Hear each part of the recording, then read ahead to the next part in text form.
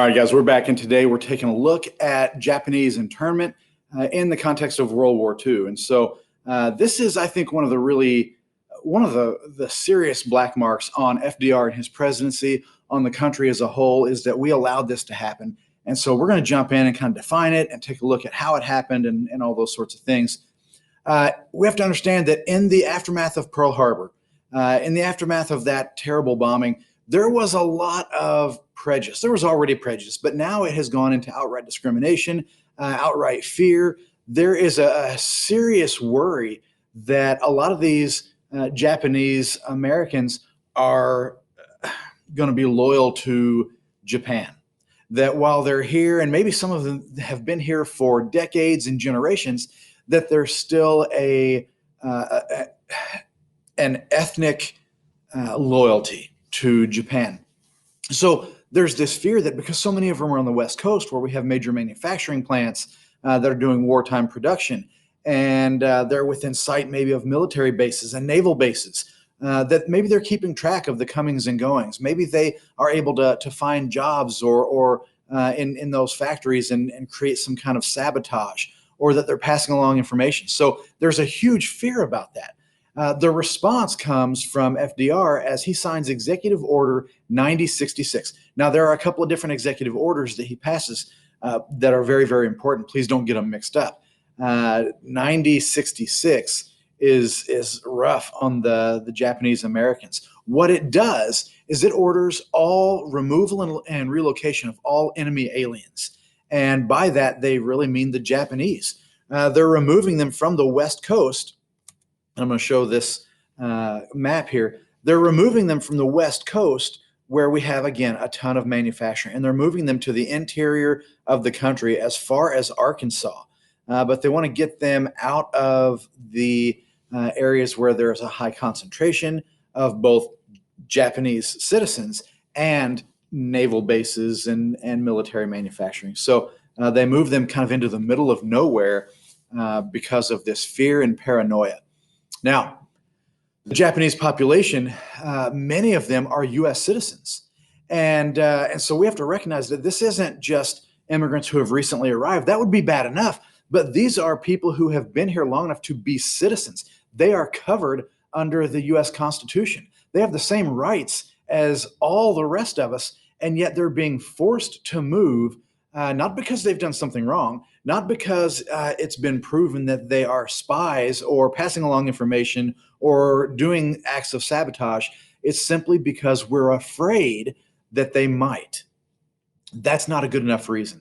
When they are forced to relocate, they have to report. Oops, hang on.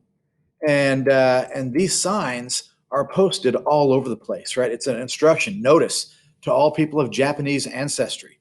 They are to report. And if they fail to do so, then there are bigger issues. Now they're not going to be relocated. Actually, they will be. It'll be to a prison.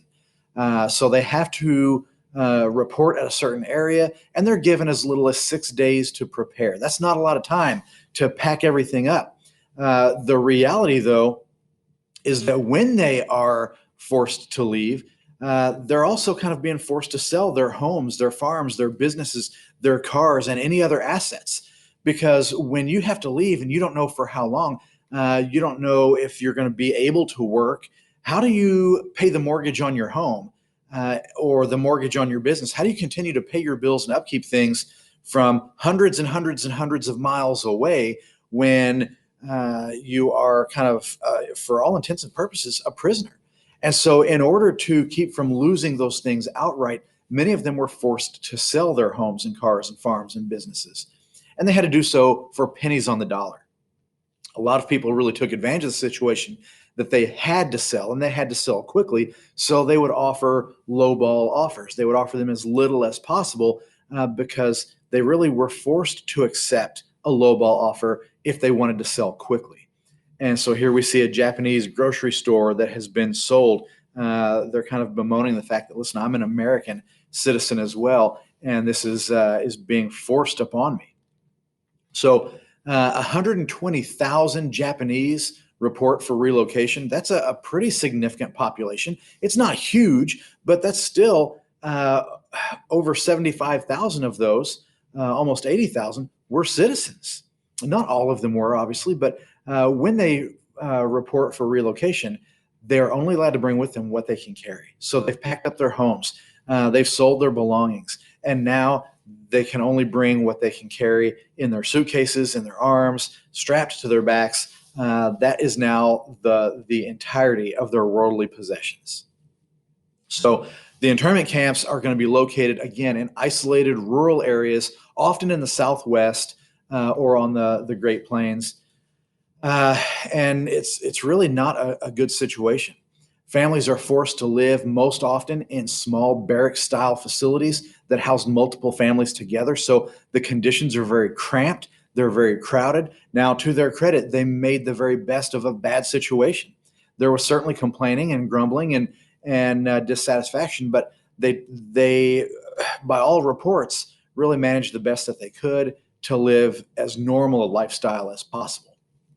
So these prisoners are going to be assigned jobs. They're going to be cooks, or they're going to be in construction or manufacturing, and that's to occupy their time. It's also to have some benefit, right? If we have to feed all of these people, well, we want some of them to do the cooking. If we're going to build more barrack-style housing, they can be a part of that. And so they were used. Now, they were paid, but they were paid about what a private in the Army was paid. So if you had been a doctor or an attorney or owned your own business, all of a sudden now you're being paid very, very low wages and not really being given any say in it whatsoever. And so here we see some of those Japanese Americans doing the farming, so that can be used in the administration of the camps.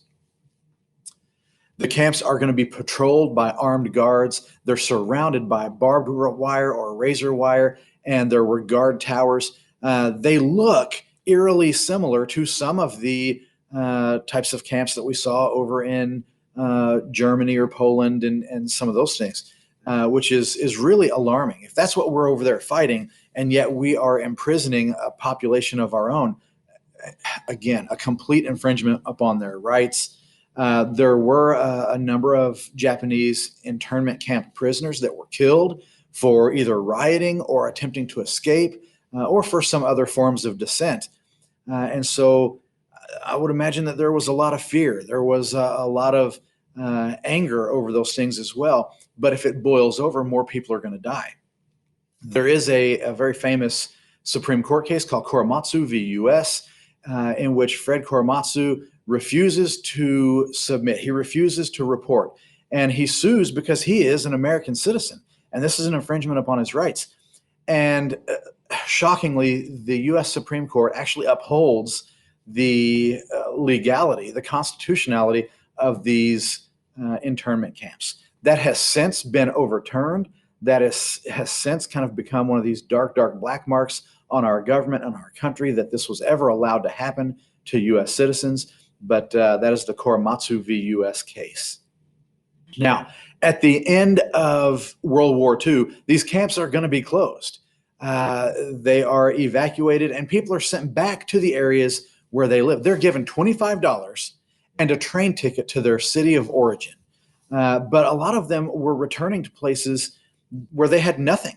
They were going to have to start all over, and they were returning to places that were already still continue to be deeply suspicious. So here we see somebody, standing in front of a sign in their neighborhood, and I'm not even going to read the thing, but you can see the discrimination that people didn't want the Japanese back. They didn't want them back in the neighborhoods, and so the Japanese community, while some of them returned, a significant percentage, 40 to 50%, just relocated into other areas. They started their life over.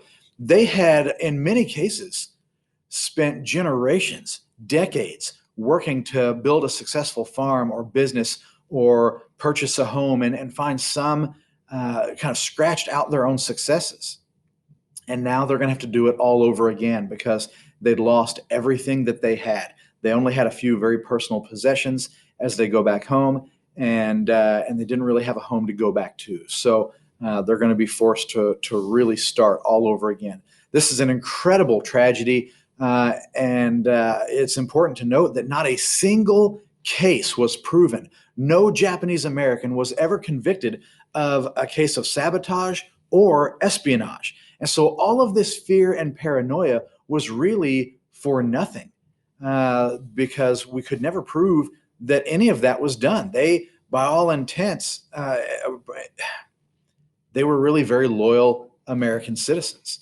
But because of the color of their skin and because of our fear of what had happened in Pearl Harbor, they were really distrusted.